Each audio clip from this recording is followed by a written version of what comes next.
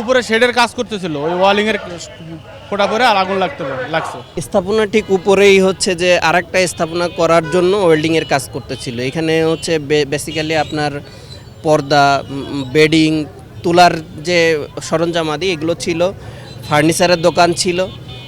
এই ওয়েল্ডিংয়ের থেকে যে আগুনের ফুলকিগুলো বের হয়, আমাদের প্রাথমিক বা সবারই যেটা ধারণা সেটা হলো যে ওইগুলো থেকেই প্রাথমিক আগুনের সূত্রপাত হয়। এটা সকালের দিকেও কয়েকবার এটা এরকম ঘটনা ঘটার ছিল, উপক্রম হয়েছিল। তারা তখন থেকে নিষেধ করা হয়েছিল এখানকার যারা, ওইটাকে অ্যাভয়েড করে তারা আবার কাজ কন্টিনিউ করছে। আমাদের যতটুকু অবজারভেশন বা ধারণা আমরা বুঝতে পারতেছি এটা দিয়ে আগুনের সূত্রপাত হয়েছে। এই মার্কেটের ওপরে দ্বিতীয় তলা একজন ভাড়াটিয়া ভাড়া নিয়েছিল, সে ওপরের তলা করার জন্য তারা ওয়েল্ডিং করছিল।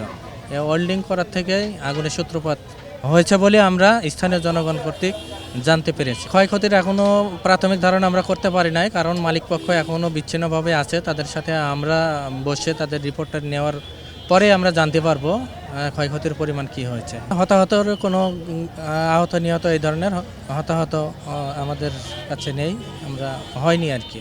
আমাদের 5টি ইউনিটের প্রচেষ্টায় আগুন সম্পূর্ণ নির্বাপন করা হয়েছে। 17টা 38 মিনিটের সংবাদ পাই এবং 17টা 42 মিনিটে আমরা অগ্নিস্থলে এসে পৌঁছাই দেখি আগুনটা ফুললি ডেভেলপমেন্ট স্টেজে চলে গেছে।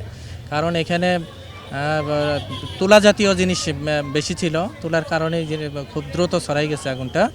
আমরা 17টা 42 মিনিটে এখানে পৌঁছাই এবং 18টা 8 মিনিটে আগুন আমরা নিয়ন্ত্রণ আনতে সক্ষম হই।